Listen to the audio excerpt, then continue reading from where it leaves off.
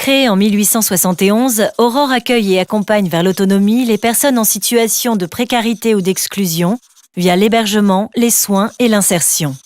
Parmi les 6 pôles qui la composent, le pôle urgence sociale et hébergement accueille et accompagne des personnes en détresse de manière immédiate et inconditionnelle.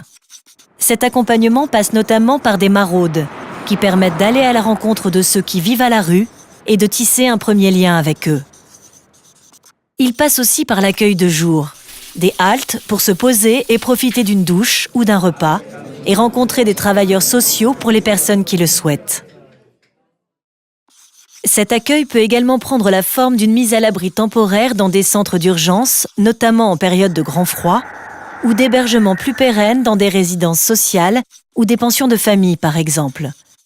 Chacune de ces structures apportant un cadre de vie digne et permettant un accompagnement global pour commencer à construire un projet de vie.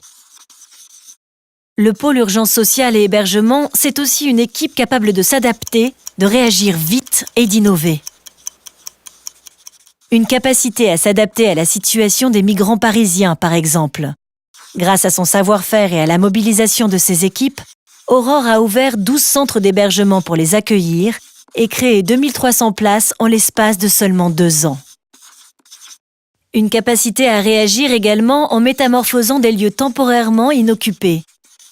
À l'Hôtel Dieu, un service en attente de travaux est devenu pour 18 mois un lieu d'accueil de mères sans-abri qui sortent de la maternité. À Saint-Vincent-de-Paul, au cœur de Paris, c'est un hôpital entier qui est devenu un laboratoire de la mixité sociale.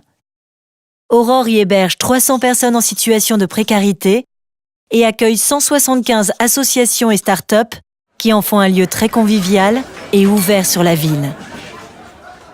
Autre capacité notable, celle d'innover. En mettant en place une équipe mobile qui va à la rencontre de personnes en souffrance psychique grâce au signalement des bailleurs sociaux. Ou en participant à une expérimentation hors norme baptisée « Un chez-soi d'abord ». Grâce à ce programme, c'est le logement qui est proposé en première instance à des personnes sans abri, souffrant de troubles mentaux ou d'addiction. Une vraie petite révolution pour l'accompagnement d'urgence.